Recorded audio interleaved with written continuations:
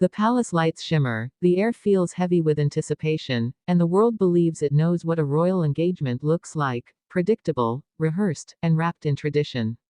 But what if I told you that the engagement between Princess Leonor of Spain and Prince Christian of Denmark is nothing like the royal unions of the past?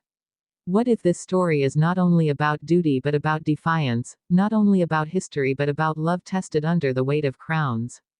Today, we step inside a story that will change the way the world looks at two monarchies, forever. The announcement came quietly at first, whispered through corridors of power, but its echo was thunderous across Europe. A future queen of Spain and a Danish prince, their union not just a marriage but a bridge between nations. Yet beneath the glamour of the official portraits, the carefully chosen words of the palace, and the glistening rings on display, lies a story more human, more fragile, and far more breathtaking than most dare to imagine. From the very first meeting of Leonor and Christian, their chemistry sparked whispers. Was it arranged by royal advisors, or was it fate threading its needle through centuries of tradition? To understand this engagement, we must journey back. Back to Leonor's upbringing, a childhood wrapped in protocol yet softened by the affection of her parents, King Felipe and Queen Letizia. Back to Christian's formative years under the watchful eye of Crown Prince Frederick and Crown Princess Mary, where the young Danish prince learned the balance between charm and responsibility. Two lives, parallel in privilege, yet destined to intertwine. Their engagement story is not just about a proposal but about two families, two countries, and two destinies colliding. Imagine the tension when Leonor first brought Christian into her inner circle.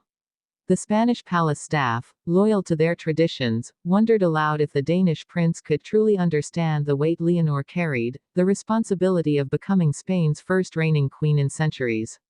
And imagine the quiet murmurs in Denmark. Could their prince, beloved for his carefree smile, truly commit to a lifetime at the side of a monarch whose crown grows heavier each day? And yet, as the months unfolded, the world began to see the truth. This was no political performance. Their laughter in private moments, caught by unseen lenses. Their subtle glances during public appearances, filled with an affection that even protocol could not restrain.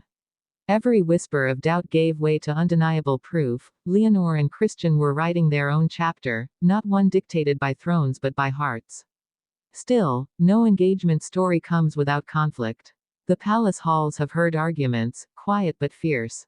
Some in Spain worried that Leonor's bond with Denmark might dilute her Spanish identity. Others in Denmark feared that Christian would forever be overshadowed by his powerful bride.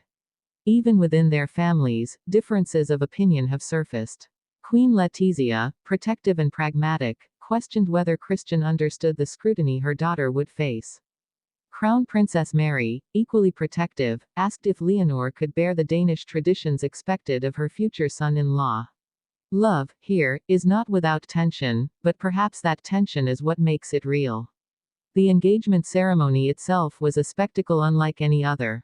Spain's royal jewels glistened alongside Denmark's heirlooms, creating a tapestry of history and symbolism. The engagement ring, a masterpiece blending Spanish elegance with Danish simplicity, spoke volumes without a single word. As Leonor extended her hand, the world saw not just a future queen, but a young woman daring to love on her own terms. And what of the people? Crowds filled Madrid's squares, some cheering with euphoria, others voicing doubts about whether two young royals could carry the burden of two nations. In Copenhagen, banners waved with excitement, but underneath, questions lingered. Would Christian's role diminish as he stepped into the shadow of a future queen? Yet Leonor and Christian answered, not with speeches but with actions. They appeared together at state events, their body language a lesson in unity. They traveled quietly, meeting citizens in both Spain and Denmark, showing that their love was not an escape from duty but an extension of it. With every smile shared and every hand clasped in solidarity, they redefined what it means to be royal in the 21st century. As their story unfolds, the curiosity only deepens.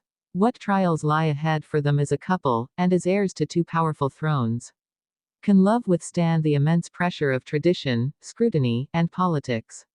The palace may offer answers in carefully worded statements, but the truth lies in the eyes of Leonor and Christian, eyes that reveal a love too genuine to be rehearsed, too strong to be denied.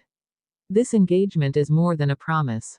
It is a proclamation. A declaration that two young royals will not simply follow the paths carved by their ancestors, but will carve new ones, together.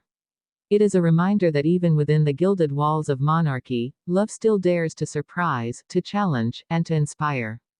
And as Spain and Denmark look toward a shared future, one truth becomes undeniable: history is not repeating itself. It is being rewritten by two hearts who refuse to let crowns define their love, but instead allow their love to define their crowns. This is not just the story of a royal engagement. This is the story of Princess Leonor and Prince Christian, a love that dares to unite nations, challenge tradition, and redefine what it means to be royal in our time.